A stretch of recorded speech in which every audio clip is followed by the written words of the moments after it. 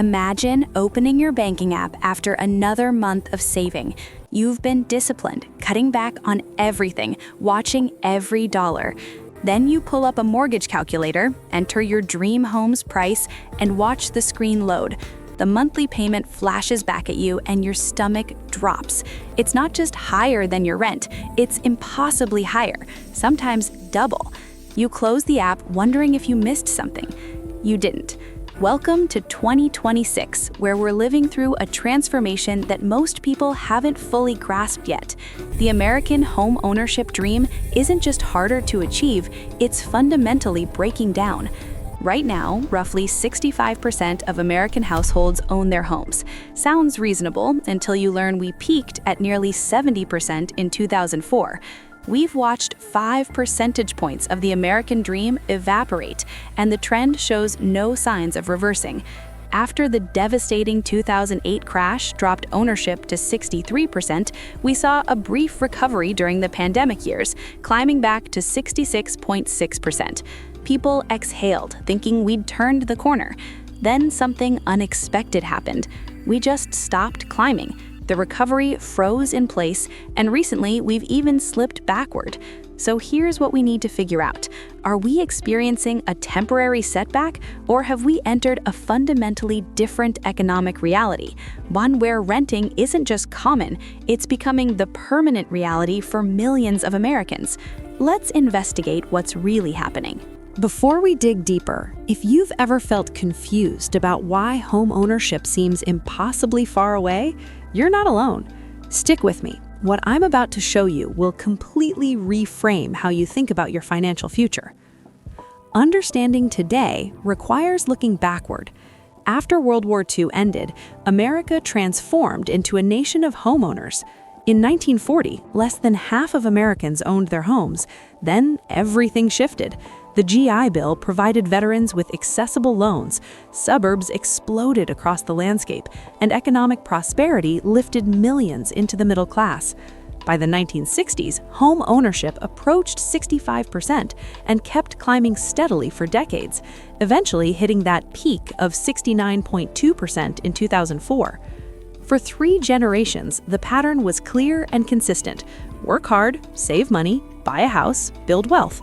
Home ownership wasn't merely a smart financial decision, it became synonymous with achieving the American dream itself. Then, 2008 shattered everything. The subprime mortgage collapse didn't just destroy the housing market, it fundamentally altered how millions of people viewed home ownership. Foreclosures devastated entire communities. Banks responded by tightening lending requirements so severely that qualifying for a mortgage became extraordinarily difficult. By 2016, home ownership had crashed to 63.4%, the lowest level in 50 years. The pandemic years brought unexpected developments.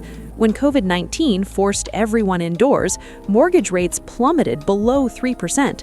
Remote work freed people from expensive urban centers, and suddenly, demand for space surged.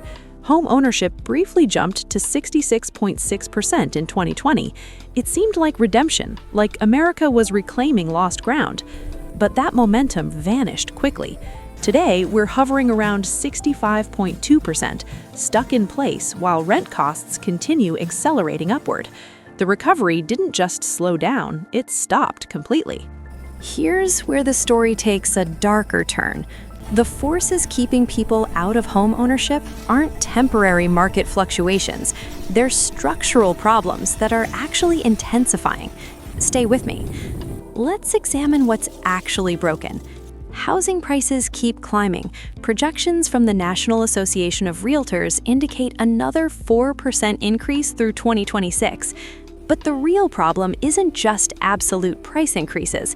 It's that housing costs are exploding relative to everything else in your financial life. Maybe your salary increased 3% last year. Meanwhile, rents have surged 33.9% nationally since 2020, according to Zillow's research. Your income can't possibly keep pace with that kind of acceleration. Mortgage rates tell an equally troubling story. After years of pandemic-era low rates, they shot past 7% in 2023 and 2024. They've eased somewhat since then, but we're nowhere near the sub 4% environment that made homeownership accessible just a few years ago. When you combine elevated prices with these higher rates, the monthly payment on a median-priced home becomes crushing for most families. Here's the shocking data point. According to Realtor.com's 2025 analysis, renting now costs roughly $900 less per month than buying in 49 out of the 50 largest metro areas nationwide. Think about that. In virtually every major city, you save nearly $1,000 monthly by renting instead of owning. On the surface, renting looks like the intelligent choice, but here's the brutal trap. That $900 monthly savings doesn't build any equity or assets. It simply disappears into your landlord's bank account.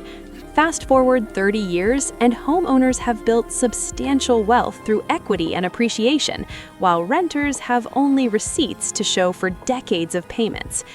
Now layer in the demographic challenge.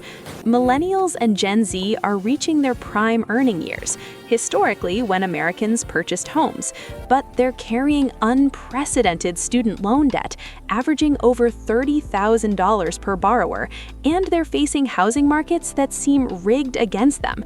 Many have stopped trying entirely, not from lack of desire, but because the mathematics simply don't work. They calculate that saving for a down payment would take a decade, and by then, prices will have climbed even higher.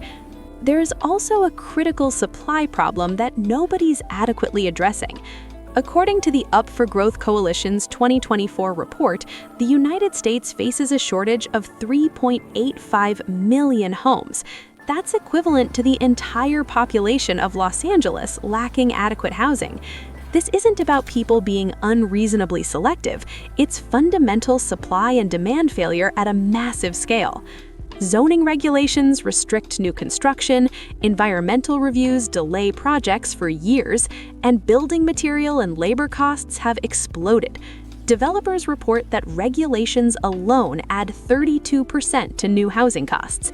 Even when builders want to create affordable housing, the system actively prevents them from succeeding. And here's the most disturbing development. Corporate investors have recognized this dysfunction and are exploiting it aggressively. They're purchasing single-family homes and apartment complexes at scale, converting entire neighborhoods into permanent rental properties. They have zero interest in you ever owning. They want you renting indefinitely, generating monthly income with no ownership path. This isn't conspiracy theory, it's straightforward profit maximization. Just when you think you understand the situation completely, several unexpected factors complicate everything further. This is where it gets really interesting. Consider what happened with geographic migration. During the pandemic, people fled expensive coastal cities for supposedly affordable Sunbelt states, Texas, Florida, Arizona, North Carolina. They believed they could finally achieve homeownership by relocating. But what actually happened? All those newcomers drove up demand dramatically, and prices in those affordable markets exploded. Rents in Sunbelt cities jumped 2 to 3% in 2026 alone, according to Redfin. And buying remained out of reach because prices had already climbed so aggressively. The escape route closed behind them. Here's another development that surprises people. High earners are increasingly renting too. This isn't exclusively a story about low-income families being priced out. According to the National Multifamily Housing Council, the number of households earning $75,000 or more annually who rent instead of own has increased by 3 million since 2023. These are people who could theoretically afford mortgage payments, but they're choosing or being forced to rent. Some prioritize flexibility over equity, but many face situations where even with solid incomes, down payments and monthly costs remain prohibitive in their cities. When six-figure earners can't break into homeownership, the system is clearly broken. Then there's the emergence of build-to-rent communities. Developers are constructing entire suburban neighborhoods, complete with single-family homes, yards, and driveways, designed exclusively for rental, never for purchase. These aren't apartment complexes. They look exactly like traditional suburban developments, except you'll never own them. It's the American dream repackaged as a subscription service. And it's booming because investors love the steady income without dealing with individual buyers. The financial implications of all this go far deeper than just monthly payments. Let me show you what renting actually costs over a lifetime. According to Harvard's Joint Center for Housing Studies 2025 report, 46.3% of renters are cost-burdened, spending more than 30% of their income on rent. For low-income renters, the situation is catastrophic. Many spend 50% or more on housing, leaving them with just $250 monthly for everything else. After paying rent, some people have less than $10 daily for food, transportation, healthcare, and all other expenses. There's no room for savings, no emergency fund, no path to stability. One unexpected expense destroys them financially. But the damage extends beyond individual finances. This rental surge is fundamentally reshaping American society. When people can't afford homes, they delay starting families. U.S. birth rates have been declining, and housing costs are a significant factor. People postpone having children because they lack the space and financial security they believe they need. This creates long-term economic consequences: fewer workers, slower economic growth, shrinking tax bases. There's also a profound racial dimension. Home ownership has always been America's primary vehicle for building generational wealth, but access has never been equal. According to 2024 census data, Black households have a home ownership rate of roughly 44% compared to 74% for white households. That 30 percentage point gap reflects the legacy of redlining, discriminatory lending, and systemic inequality. When home ownership becomes even more difficult, these disparities don't shrink, they widen dramatically. So where is all this heading? Redfin's 2025 analysis introduced the concept of a great housing reset, the theory that as wages gradually outpace home prices, affordability will improve and homeownership will rebound. There's some logic there. Wages are growing, and if price growth slows, the gap could close. But major uncertainties remain. Immigration policy could affect housing demand and construction labor availability. If building slows further due to labor shortages or regulatory barriers, rents could spike again. There's also a significant generational shift occurring. Gen Z is driving rental demand, not because they prefer renting, but because they're starting from behind, carrying debt, facing inflated prices, and watching home ownership slip away. Meanwhile, baby boomers are beginning to downsize, selling large homes and sometimes moving into rentals themselves. Both young and old are renting more, creating pressure from both ends. Harvard's Joint Center projects that home ownership rates will stabilize around 65 to 66% through 2035. That's not recovery, that's acceptance of a new normal. If accurate, it means 1 in 3 American households will rent indefinitely. Without significant policy interventions, tax incentives for first-time buyers, zoning reform to increase supply, affordable housing mandates, this becomes our permanent reality. Here's the uncomfortable truth nobody wants to say out loud. What if this isn't a problem the system wants to fix? What if a permanent renter class is actually more profitable and easier to manage? Stay with me for the conclusion. If you're feeling overwhelmed by all this, here's what you need to understand.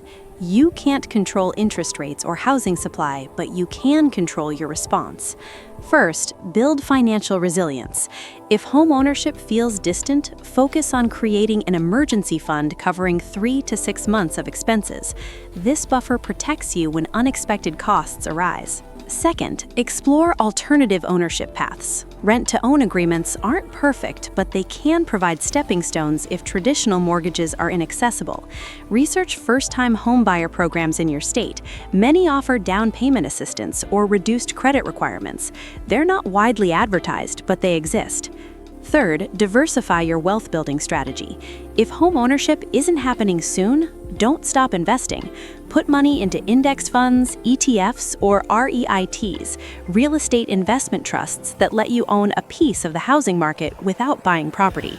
It's not the same as owning a home, but it's infinitely better than letting savings sit idle. Finally, use your voice. Housing policy doesn't change without public pressure. Support zoning reform, advocate for affordable housing initiatives, and vote for leaders who prioritize increasing supply over protecting existing property values.